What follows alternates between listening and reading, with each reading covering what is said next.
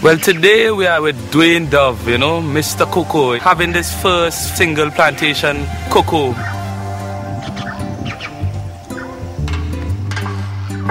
I'm trying to make cocoa king again, basically, and bringing back cocoa production to Tobago, and at the same time contributing to food production and also reintroducing cocoa to Tobago. In beautiful surroundings, it's like coming down into a cave of goodies. That's right.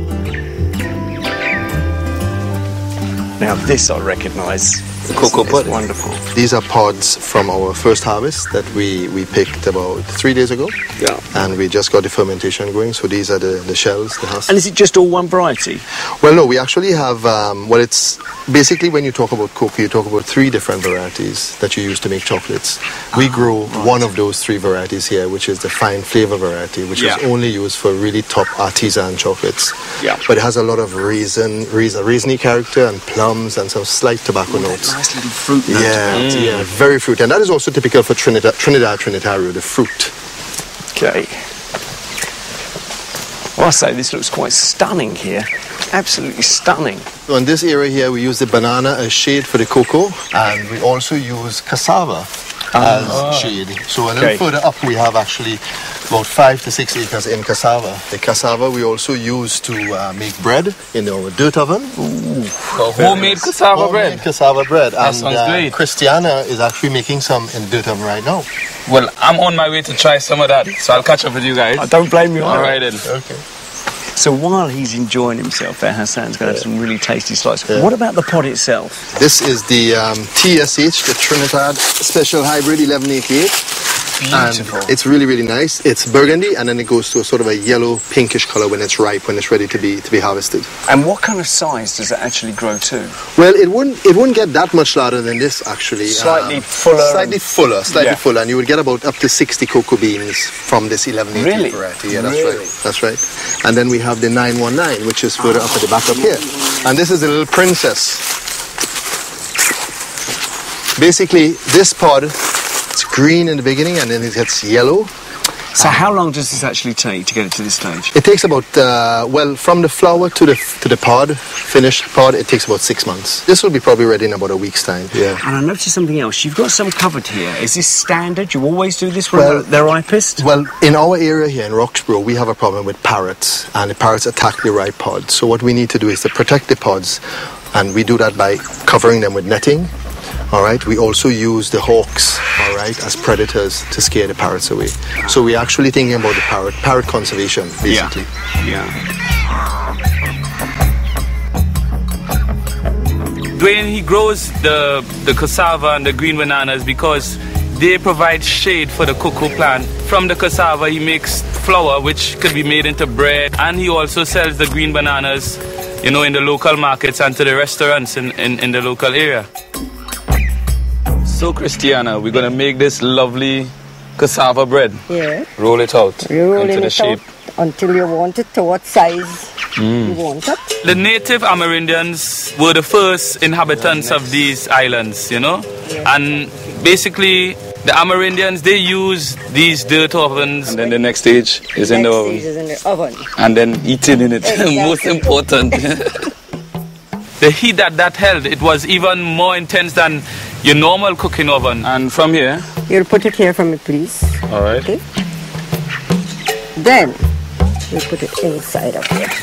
It's just, you know, good to see that this tradition has been passed on and it's still being used in a few places, you know, where we can keep it for, you know, future generations to see.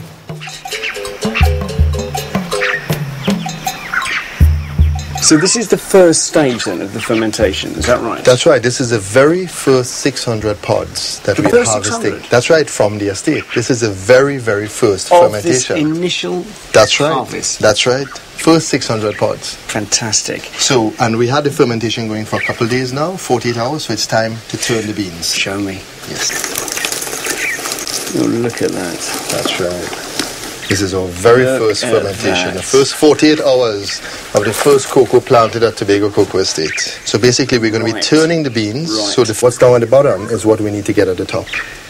And this turning process... That whole turning. So you're getting... Each is going to ferment exactly the same. And that is going to result in good quality. That's right. You want an even fermentation, and that's only achieved in small boxes, small sweat boxes. And this is a very old traditional way of drying, because this is what gives us the finest quality cocoa. Absolutely. It's more time consuming, more laborious, but believe me, it's worth the wait. I almost feel nervous about putting my hands in there in case I'm going to damage. So show me the process. How are you going to transfer those over? Right. Basically, if you can just hand me the shovel, which is made from cedar wood. It's very soft. Completely wooden. Completely wooden, that's right. Very, very artisan, very traditional. What we're going to do is we're going to just basically, you know, insert it here. I see. It's like... Right? And then we will like just a layer simply... of cake almost. That's right. I mean, you can tell that you're a real traditionalist, you know, in terms of it's got to be the right way, by hand, the lot. Right. We like to mix the traditional, the old time, with the modern. Now, the next thing we have to do, we need to cover the beans, the mass, with banana leaves. So fresh leaves for this one? Fresh leaves, and that actually gets the whole process going again. Yeah. We just basically cover the mass with them.